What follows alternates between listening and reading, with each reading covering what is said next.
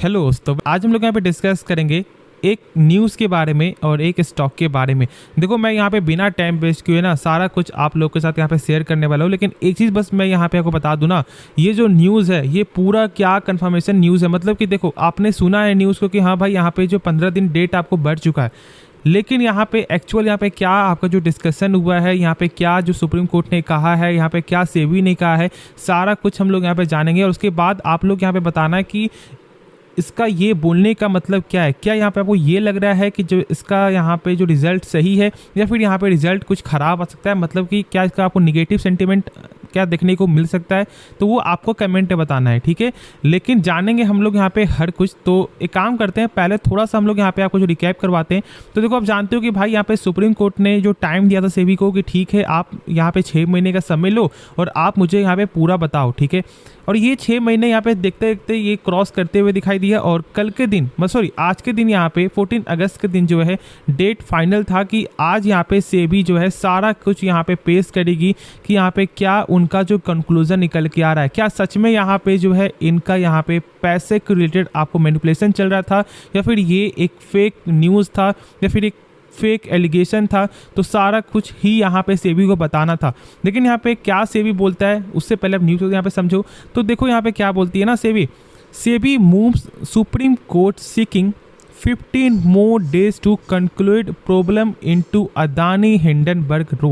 Market regulator SEBI on Monday moved the Supreme Court seeking 15 more days to conclude the ongoing problem into the allegation of stock price manipulation by the Adani Group.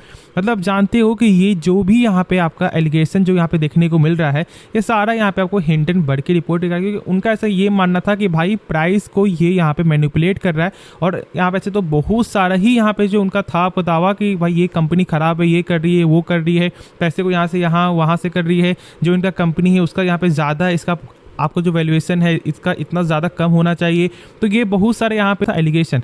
लेकिन क्या यहाँ पे सेबी को कुछ मालूम चला है? तो देखो, सेबी ने यहाँ पे क्या बोला है ना कि उनका जो यहाँ पे out of the set 24 investigation, या फिर हम लोग ऐसा बोल सकते हैं कि यहाँ पे जो एग्जामिनेशन जो है 17 मतलब 24 में से 17 यहाँ पे final and complete and approved by the competent authority in accordance with the SEBI extant practice and procedure the regulator said.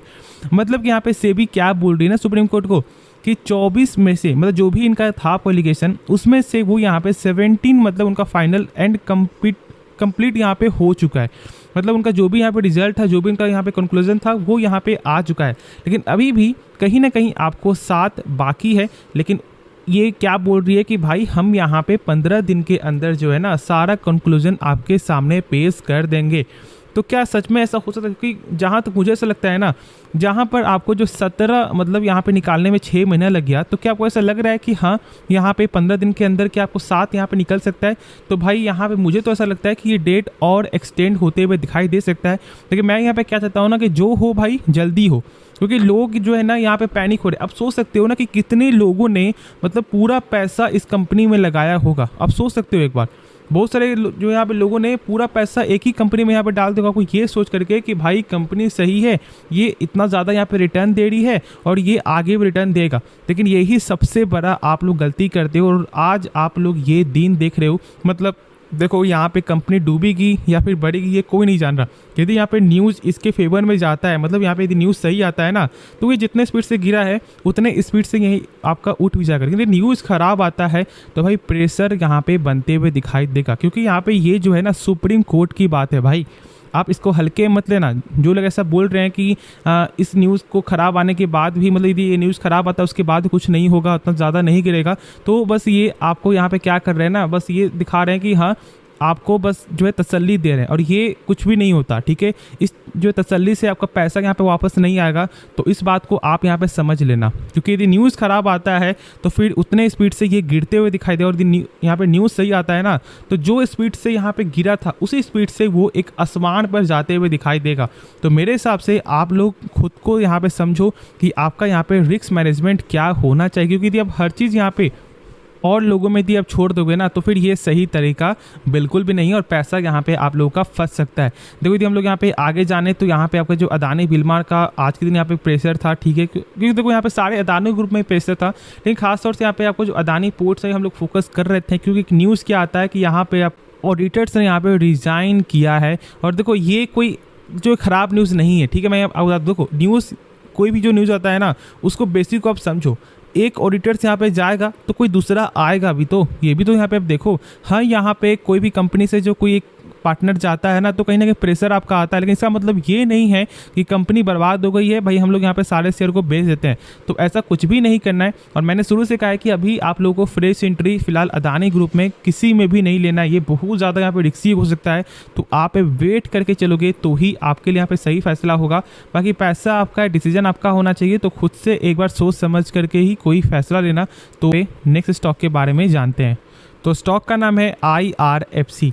देखो मैंने आपके साथ जो है ना परसों भी शेयर किया था जब इसका नंबर आया था, और फिर मैंने कल भी आपके साथ यहाँ पे ये पॉइंट शेयर किया था कि भाई फोकस आप लोगों को करना है, क्योंकि देखो यदि स्टॉक गिरता है ना तो भाई ये बेटर अपॉर्चुनिटी होगा जो लोगों ने यहाँ पे मिस किया है ट्रेड को।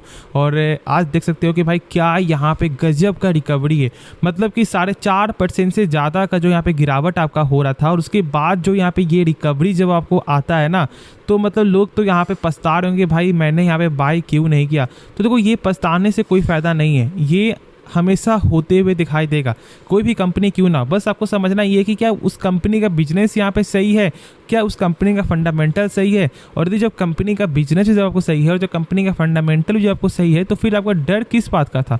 डर था आप लोगों को यहाँ पे क्या चीज़ का, जो सबसे मेन है ना वो यहाँ पे था Q1 का नंबर। क्यों? क्योंकि जो यहाँ पे नंबर जो आपको आता है वो सेल्स में तो यहाँ पे ग्रो करते हुए दिखाई दिया, लेकिन यहाँ पे प्रॉफिट में आपका कमजोरी देखने को मिला, और इसलिए आप लोग यहाँ पे डर गए। लेकिन मैंने क्या बोला था 2 दिन पहले जब इसका नंबर आया था, मैंने उसमें बोला था कि देखो मेन हमेशा आपका होता है सेल्स, और जब सेल्स जब किसी भी कंपनी का जब सही आता है ना तो जो यहाँ पे डर होता है ना वो डर खत्म हो जाता है।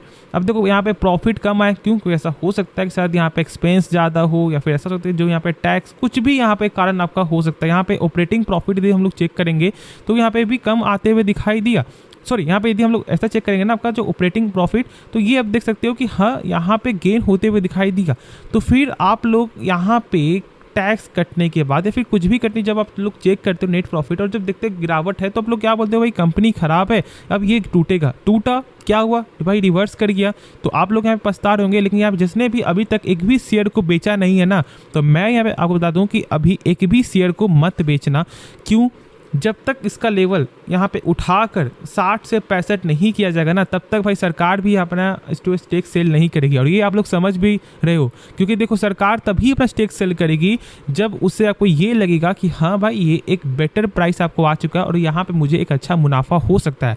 क्योंकि देखो यहाँ पे प्रमोटर जो स्टेक है ना वो यहाँ पे 86% का, तो ये तो भाई नहीं भी बेचेगी तो 12-13% तो यहाँ पे ज़रूर से बेचेगी। तो इस बात को भी समझना है। लेकिन अभी भाई यहाँ तो मुझे ऐसा लगता है ना कि ये इसे थोड़ा भी और उठाएगी, उसके बाद ही यहाँ पे सरकार मतलब माल अपना बेचेगी। तब तक के लिए आप यहाँ पे ट्रेडिंग पर्पज़ के लिए करो ट्रेड, क्योंकि देखो इसका जो प्राइस है वो यहाँ पे हाई जा चुका है। तो आप अपना स्टॉप लॉस को मेंटेन करना, क्योंकि फॉर द लॉन्ग टर्म के लिए स्टॉक को बाई कर सकते हो, लेकिन पूरा पैसा तो बिल्कुल ही मत लगाना। ये मत करना कि यदि आपने यहाँ पे 1 लाख सोचा है और 1 लाख बस यहाँ पे आप अभी लगा रहे हो ना, तो ये रिस्क यहाँ पे हो सकता है। तो लॉन्ग टर्म ले जाना है तो भाई 25% या फिर 20% करके स्टॉक को बाई करते रहो हर गिरावट में 2 पॉइंट 3 पॉइंट 4 पॉइंट में। और यदि ऐसे आपको ट्रेडिंग पर्पस है स्टॉक को बाई करो, लेकिन अपना स्टॉप लॉस को मेंटेन करना जो भी आपको सही लगे। हाँ बना से तो यहाँ पे 48.10 जो आपका रुपीज़ का ना यहाँ पर एक अच्छा सपोर्ट दिखाई दे रहा है। तो यदि ये ब्रेकडाउन होता है तो स्टॉक का लेवल आपको 45 तक भी आते हुए दिखाई दे सकता है, इसमें कोई भी शक है नहीं, क्योंकि ऑलमोस्ट 45 के रेंज में ना थोड़ा सा यहाँ पे साइडवेज चलते हुए दिखाई दिया था। तो इस बात को जरूर से आप गौर करना। तो होप ये वीडियो पसंद आया होगा। बाकी यदि आप अभी तक इस वीडियो को देख रहे हो तो आपको ये वीडियो पसंद तो आ ही रहा होगा, और साथ साथ आप इस वीडियो को क्या कर सकते हो, लाइक कर सकते हो, और इस चैनल को भी भाई सब्सक्राइब कर दो, ठीक है, क्योंकि हम लोग बहुत ज़्यादा करीब है आपको 6.3K के। तो इसलिए अंत तक देखो, तो सब्सक्राइब करो और लाइक करो। तो मिलते हैं नेक्स्ट वीडियो में, तो तब तक के लिए धन्यवाद।